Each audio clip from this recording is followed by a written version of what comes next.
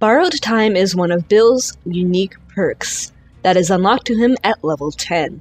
The teachable version of this perk is unlocked at level 35.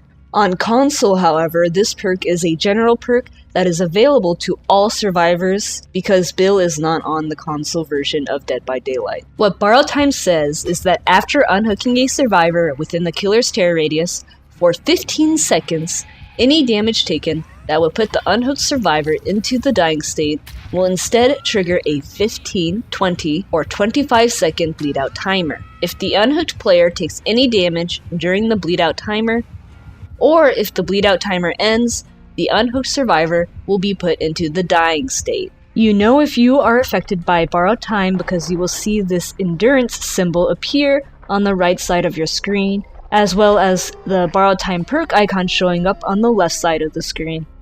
Here is something important you must know about Borrowed Time, and that is Borrowed Time only triggers based off the heartbeat. So if the killer has anything to get rid of their heartbeat, then Borrowed Time will not activate, even if they're standing right next to the hook.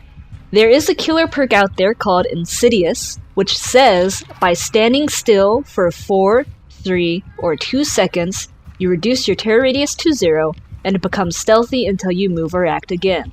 This perk removes the heartbeat, and as a result, Borrowed Time does not trigger while it is active. There are also killers who have abilities to remove their heartbeat, such as the Wraith who can cloak to remove his, and the Pig who can crouch to remove hers.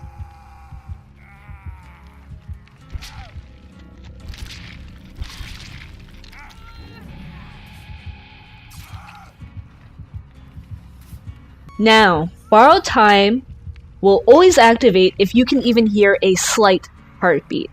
So go ahead and go for the save. As long as you hear that heartbeat, Borrowed Time will activate. The second the heartbeat disappears, Borrowed Time will no longer activate upon saving a survivor from a hook.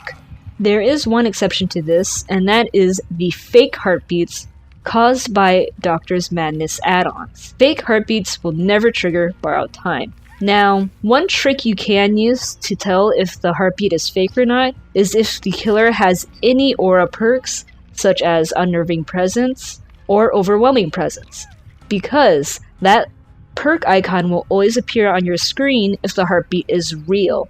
If the heartbeat you're hearing is fake, you will not see that perk icon appear on your screen.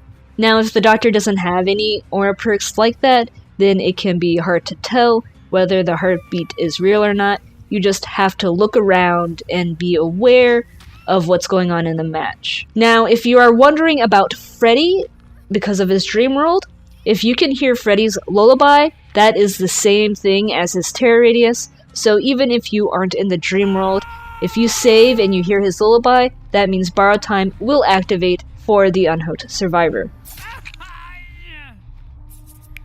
Borrowed Time is a good perk on its own and does not need support from other perks. Borrowed Time is most useful in situations at the end of the game where survivors may get hooked near exit gates, and so in order to pull off a safe save, you can unhook the survivor, then BT will activate and they can get out. Now, the biggest troubles with Borrowed Time is being able to activate it without getting hit yourself, because the timer only applies to the unhooked survivor and not to you.